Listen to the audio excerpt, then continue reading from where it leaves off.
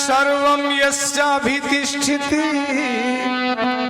स्वर्यस्य च केवलं तस्मै ज्येष्ठाय ब्रह्मणे नमः। ज्ञान का अभिमान ओले की तरह से बह गया, एक अनपढ़ बावरा बात पते की कह गया। हो गई है श्याम तुझको ए पथिक इस बाग में, खान पाया आम तू बस पेड़ गिनता रह गया। सम्मानित मंचासीन मेरे गुरुतुल्य सम्मान्य हरि सिंह जी और महिला आर्य समाज की प्रधान सम्मान्य बहन नीलम जी राठी और उनके साथ में इस संगीत की ओर अपना कदम से कदम बढ़ा रही, दिन प्रतिदिन निखरती जा रही बहन मंजू आर्या और करनाल से पधारी हमारी छोटी बहन बेटी के समान तनु आर्या और उनके पूज्य पिताजी सम्मानित जगदीश जी जो बहुत ही अच्छे कलाकार हैं, और हमारी संगति करे भाई अतुल जी बहुत अच्छा ढोल बजा रहे हैं, संगति कर रहे हैं। और इस कार्यक्रम के सूत्रधार भाई रामकिशन शास्त्री जी और मेरे सामने सभी मेरे पिता तुल्य सभी आर्यभद्र सज्जनों पुरुषों, मैं आप सभी का नाम लूंगा क्योंकि सभी मेरे लिए पूजनीय हैं। आप सभी का आशीर्वाद हमें मिलता रहता है। अभी आशीर्वाद की बात की शास्त्री जी ने, आप स्थानीय भजनोपदेशों को बुला लेते और उनको सुन लेते हो, इससे बड़ा और आशीर्वाद क्या हो सकता है।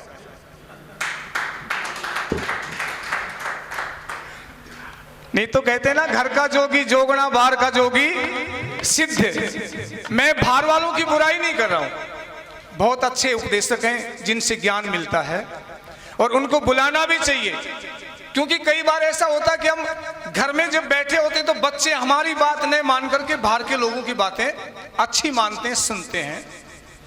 ये कार्यक्रम बहुत अच्छा चल रहा और समापन की ओर है शास्त्री जी। तो मेरे पूज्य गुरु जी पंडित तारा सिंह जी जब समापन करते थे तो उनकी तरफ से एक बहुत प्यारा भजन वो सुनाया करते, बस वही भजन सुनाऊंगा मैं, ज्यादा आपका समय नहीं लूंगा क्योंकि मेरे बाद में बड़ा सुंदर कार्यक्रम आप लोगों को सुनने को मिलेगा। और वो कहते थे कि जीवन में बोली का बड़ा महत्व है। इंसान अगर अपनी बोली पर कंट्रोल कर ले, बोली को तोल करके बोले, तो जीवन में उनसे कभी कोई गलती नहीं हो सकती। ध्यान से सुनेंगे। और तुलसीदास भी कहते हैं, तुलसी मीठे वचन से सुख उपजत चहु और, वशीकरण यही मंत्र है तू तज दे वचन कठोर। तुलसीदास जी कहते हैं दुनिया को वश में करने का बस एक ही मंत्र है कि तू कठोर बोलना छोड़ दे और मीठा बोलना सीख ले, सारी दुनिया तेरे वश में हो जाएगी। थोड़ा मुझे इस तरह से। और वैसे हमारे यहाँ कहते हैं कि अन्न रस धन रस प्रेम रस सब रस राखे तोल, एक बोली जैसा रस नहीं जय कोई जाने बोल। और वैसे फिर बोली तो बोले सारे, बोली में अंतर पाया, बोली में ही अमृत और बोली में जहर बताया। बोली तो बोले सारे, बोली में अंतर पाया, बोली में ही अमृत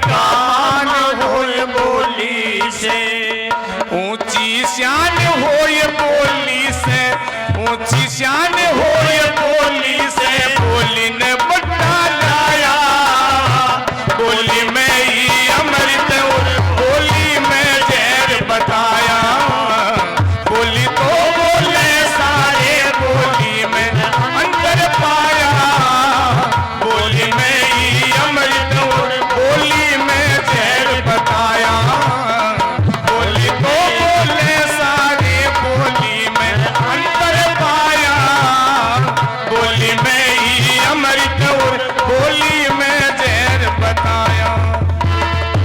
सभा के बीच में 1000 आदमी बैठे हो, किसी के माथे पर यह लिखा हुआ नहीं मिलेगा कि ओछा है कि पूरा है, किसी के माथे पर यह लिखा नहीं मिलेगा कि ये विद्वान है कि मूर्ख है। हजारों आदमी के बीच में, सभा के बीच में बोलने से पता चल जाएगा ये कौन है, कैसा है। और यहां तक नहीं, कवि क्या लिख रहा है,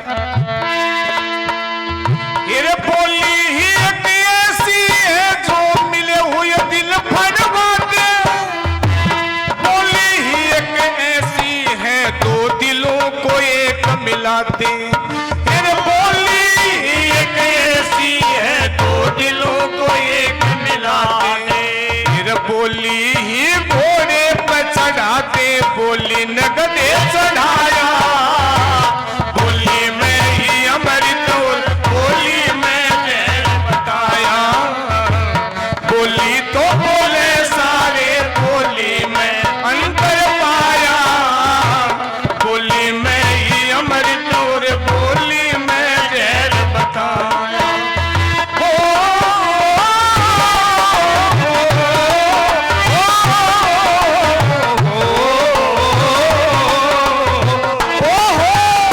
बोली तो बोले सारे बोली में अंतर पाया, बोली में ही अमृत और बोली में जहर बताया। हमारे यहाँ से पश्चिम में मेले भरते थे, अब भी भरते हैं, और हमारे इलाके के लोग ऊंट बैल लेने के लिए जाते थे, पैदल ही जाते थे, पैदल ही आते थे। पहले सवारी तो थी नहीं, या तो बैल की सवारी थी, या ऊंट की सवारी थी, या घोड़े की सवारी थी। एक दो आदमी बोले भाई 5-7 दिन का आने जाने का रास्ता है, बासी रोटियां में भी नहीं बैठे हुए, कोई तो फूरमा, कोई चूरमा, कोई परांठे, कोई सुहाड़ी बनवा ले जाता रास्ते में खाने के लिए। 2-4 आदमी बोले भाई बासी रोटियां में भी नहीं बैठे, तो क्या करें? बोले आटा ले लो, दाल ले लो, रास्ते में किसी से बनवा लेंगे, खा लेंगे। आटा ले लिया, दाल ले लिया, चल दिए। ये शाम हो गई, एक गांव में एक घर में घुसे, घर में एक बुढ़िया थी। बुढ़िया से बोले बुढ़िया हम मेले जाने वाले आदमी हैं और हमारे पास आटा भी है, दाल भी है, बुढ़िया रोटी बना दे। बुढ़िया अच्छे संस्कारों की थी, आंगन में चारपाई डाल दे, बोले भाई बैठ जाओ, बैठा दिए। दाल को चढ़ा दी चूल्हे पर, आटे को लगी गूंदने, पर ये जो चारपाई पर बैठे थे ना, इनकी आदत ऊक चूक थी। इन्होंने नजर उठा के देखी तो चौक के बीच में एक भैंस बंध रही, बड़ी हट्टी कट्टी मोटी ताजा।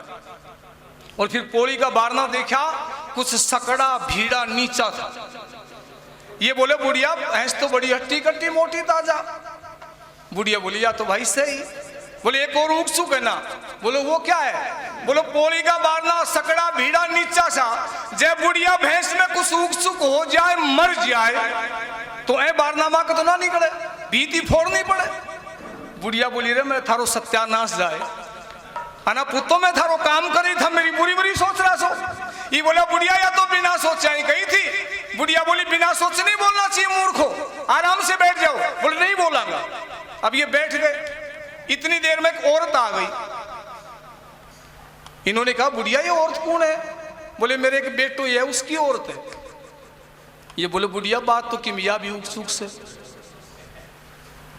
बुढ़िया बोली रे मैं क्या उत्सुक होगी? ये बोला एक ही तो से, जब बेटा में उत्सुक हो जाए, मर जाए तो बहू भी कह के जाए। बुढ़िया बस बोले आ लियो और थारो भाई, आटा लो और दाल लो, हो जा मकान से बाहर, कम वक्त आए रोटियों वाले। आधी रंधी दाल धोती के पल्ले में घेर दी, दिए धक्के।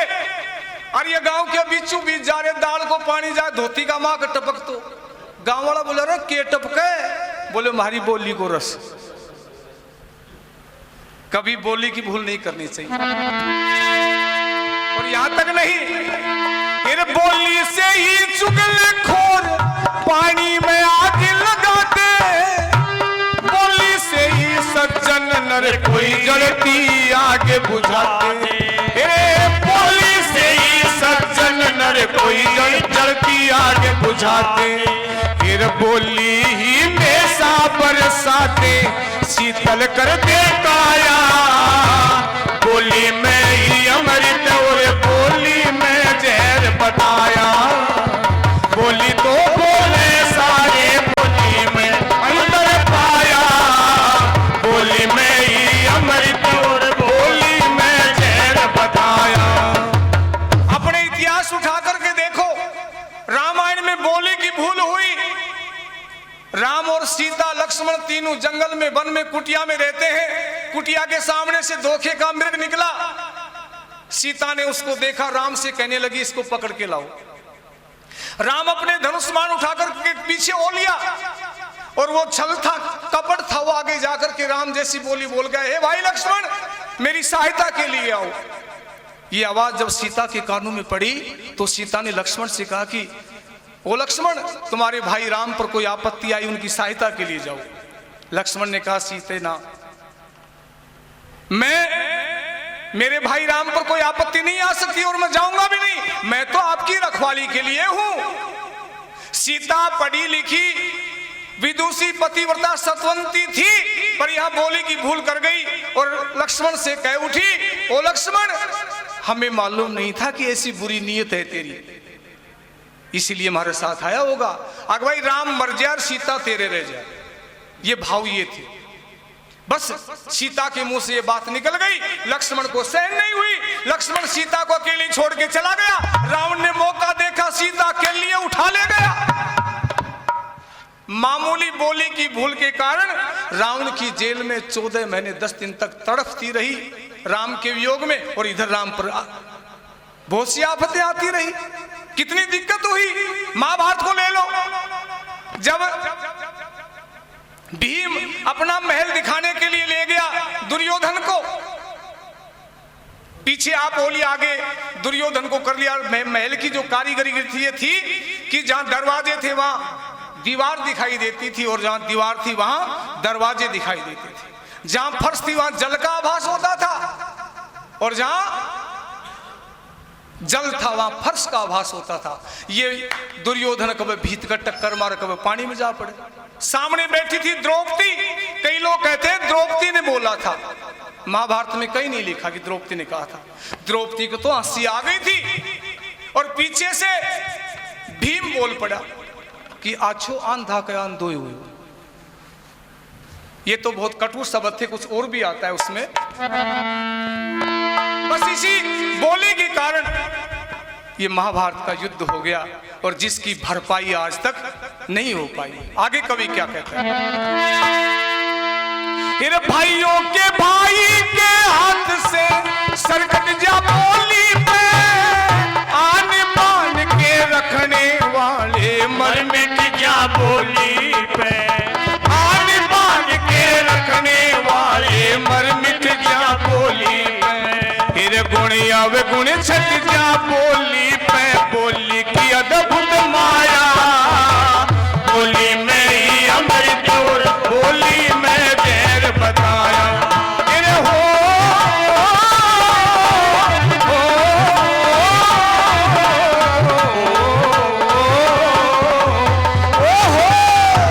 बोली तो बोले सारे बोली में अंतर पाया, बोली में ही अमृत और बोली में जहर बताया। और आखिर में गुरुजी क्या लिखते हैं, बोली का ही पैर जगत में प्रेम भाव बोली का, चंचल चतुर चालाक चपल नर राखे दाव बोली का। अच्छा, अपने ऊपर एक चीज ढाल के देखना, तीर कहां से निकलता है? धनुष से। धनुष से छोड़ा जाता है तीर, बाण जिसको बोलते हैं बाण, और हमारे पास भी वो धनुष है। आप देखना, एक दूसरे की तरफ देखकर कहना, अपना जो मुंह है ऊपर का हिस्सा है, ये धनुष की तरह है, उपला ओठ है ना जी, और ये नीचे वाला बिल्कुल सीधा जो डोर बंधी होती है, उधर से तो बाण छोड़ा जाता है, इधर से वाणी, कहते उसका घाव भर जाता है, लेकिन इसका छोड़ा हुआ बाण ये घाव कभी नहीं भरता है। तो कवि क्या कहते हैं, बोली